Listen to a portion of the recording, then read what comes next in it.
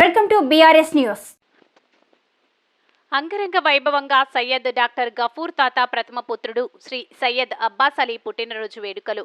కులమత వర్ణ జాతి భేదాలు లేవు, దేవుడు ఒక్కడే. కర్నూలు జిల్లా కౌతాలం మండలంలో చిరుతాపల్లి గ్రామంలో వెలిసిన శ్రీ సయ్యద్ అబ్బాస్ అలీ తాత భక్తుల పాలిట కొంగు బంగారంగా విరాజిల్లుతున్న మైమగల సయ్యద్ అబ్బాస్ అలీ మత గురువు అయిన సయ్యద్ డాక్టర్ గఫూర్ తాత ప్రథమ పుత్రుడు శ్రీ సయ్యద్ అబ్బాస్ అలీ పుట్టినరోజు వేడుకలు అంగరంగ వైభవంగా నిర్వహించారు.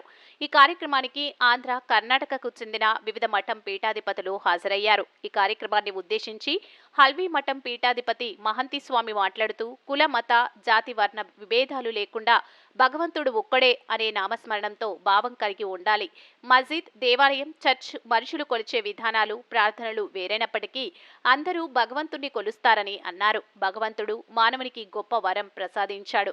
దీన్ని భూమిపైన సుకృతం చేసుకోవాలని, మానవుని పట్ల ప్రేమ, దయ, మానవత్వం కలిగి ఉండాలి. తల్లిదండ్రులను ప్రతి ఒక్కరూ పూజించాలి. మహాత్ములైన శ్రీ చరణగిరి విరక్త మఠం పీఠాధిపతి అయిన శ్రీ మహంత స్వామి శివాచార్య స్వామిలు మాట్లాడుతూ బసవాది శరణుల అనుభవం మండపంలా ఈరోజు మాకు చూసినట్లు కనబడుతుందని, భావుకంతో ఇలాంటి మహిమగల శరణుడు ఈ కలియుగంలో ఉన్నారంటే అది మన భాగమని పొగిడి అభినందించారు. ఇంకా మిగతా శరణులు ఆశీస్సులతో ఆశీర్వదించి దీవించారు. ఈ శరణుల పుట్టిన పండుగ సమావేశంలో తదితరులు పాల్గొన్నారు. అలాగే క్షేత్రాధిపతి అయిన పరమ పూజ్యులైన శ్రీ జగద్గురు డాక్టర్ గఫూర్ తాత పుట్టిన పండుగ రోజు తమ పిలుపు స్వీకరించి వచ్చిన మహాత్ములు శరణులకు సన్మానించి గౌరవించారు. నర్వా భక్తులు అందరికీ శుభాకాంక్షలతో దీవించారు.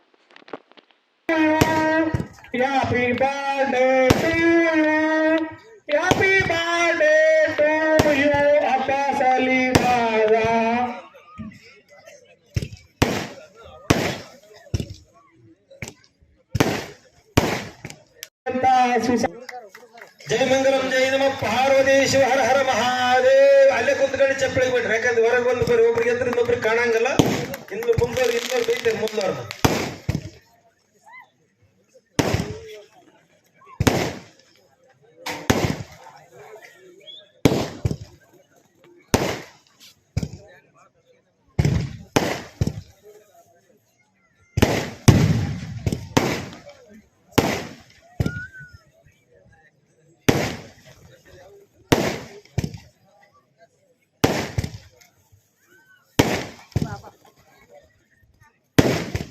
ಹಸನಾಗಲಿ ಭಕ್ತರ ಬಾಳು, ಬರಡಾಗಲಿ ಭಕ್ತರ ಗೋಳು, ಪ್ರತಿದಿನ ಬಿತ್ತಲಿ ಸಂತೋಷದ ಕಾಳು, ಹೊರಗೆ ಹೋಗಲಿ. ವೇದಿಕೆ ಮೇಲೆ ಆಸೀನರಾಗಿರ್ತಕ್ಕಂಥ ಇಂದಿನ ಕಾಲದಲ್ಲಿ 3 ವರ್ಷ ಪರ್ಯಂತರವಾಗಿ ಬಸವ ಪ್ರಾಣವನ್ನು ನಡೆಸಿಕೊಟ್ಟಿರ್ತಕ್ಕಂಥ ಮಠ ಯಾವುದು ಅಂದರೆ ಅದು ಆಲ್ವಿ ಮಠ. ಅಂಥ ಪೀಠಾಧಿಪತಿಗಳಾಗಿರ್ತಕ್ಕಂಥ ಆ ಮಹಿಮರು ಅವರ ಶರಣರ ಪಾದಕ್ಕೆ ನಾ ಹಣೆ ಮಳೆದು ನನ್ನ ಧರ್ಮಪತ್ನಿ ಆಗಿರ್ತಕ್ಕಂಥ ಗೌಶಾ ಬೇಗಂ ಆತ್ಮಕ್ಕೆ ನನ್ನ ಶರಣಗಳನ್ನು ಸಲ್ಲಿಸುತ್ತಾ, ಅದೇ ರೀತಿಯಾಗಿ ಸೈಯದ್ ಅಬ್ಬಾಸ್ ಅಲಿ ತಾತನವರ 17ನೇ ವರ್ಷದ ಹುಟ್ಟುಹಬ್ಬದ ಆರ್ಥಿಕ ಶುಭಾಶಯಗಳನ್ನು ಹೇಳುತ್ತಾ, ನನ್ನ ಕಿರಿಯ ಪುತ್ರರಾಗಿರ್ತಕ್ಕಂಥ ಸೈಯದ್ ಖಾದರ್ ಬಾಷಾ ಅವರಿಗೂ ನನ್ನ ಶರಣಗಳನ್ನು ಸಲ್ಲಿಸುತ್ತಾ, ಅದೇ ರೀತಿಯಾಗಿ ವೇದಿಕೆ ಮೇಲೆ ಆಸೀನರಾಗಿರ್ತಕ್ಕಂಥ ನೋಡಿ ಅಂಬಾದಿ ಮಠ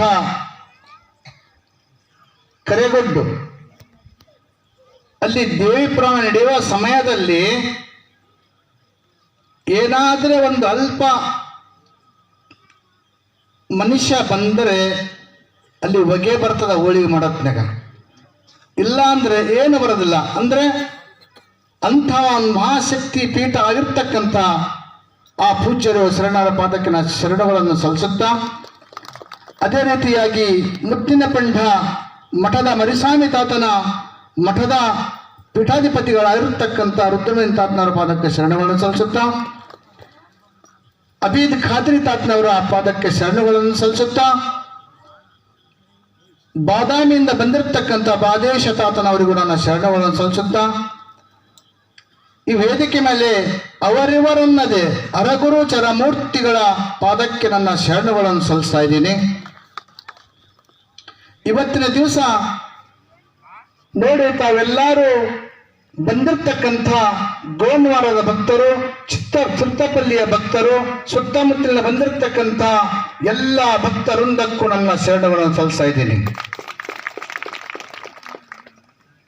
ಒಂದೇ ವೇದಿಕೆ ಮೇಲೆ ಭಾವೈಕ್ಯತೆ ಶರಣರ ದರ್ಶನ ಮಾಡಬೇಕಾದ್ರೆ ನಮ್ಮ ಪುಣ್ಯ ಇರಬೇಕು.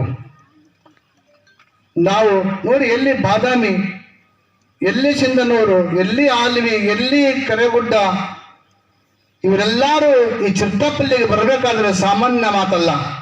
ಈ ಇಂದಿನ ಕಾಲದಲ್ಲಿ ಪುಣ್ಯ ಭೂಮಿ ಆಗಿರಬೇಕಿದು. ಅದಕ್ಕಾಗಿ ಇವರೆಲ್ಲರೂ ಈ ಪುಣ್ಯ ಭೂಮಿಗೆ ಬರಬೇಕಾದ್ರೆ ಸಾಧ್ಯ. ಅದಕ್ಕಾಗಿ ಈಗ ಸಮಯ ಬಹಳ ಆಗೈತೆ. ಯಾರು ಇನ್ನ ಬಹಳ ಮಂದಿ ಮಾತಾಡೋರಿದ್ರು, ಕಟ್ ಮಾಡಿದ್ವಿ ಇನ್ನ.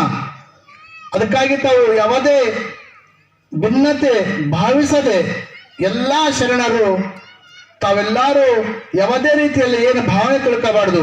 ಮಾತಾಡಕ್ಕೆ ನಮಗೆ ಕೊಟ್ಟಿಲ್ಲಪ್ಪ, ನಾ ಮಾತಾಡ್ದು ಅಂತ ತಿಳ್ಕೋಬಾರ್ದು ಯಾರು. ಯಾಕಂದ್ರೆ ಪೂಜ್ಯರು ಮಾತಾಡ್ಯಾರ, ಎಲ್ಲ ಶರಣರು ಮಾತಾಡ್ಯಾರ, ಇನ್ನು ಮುಂದೆ ಮಾತಾಡಕ್ಕೆ ಅವಕಾಶ ಇಲ್ಲ.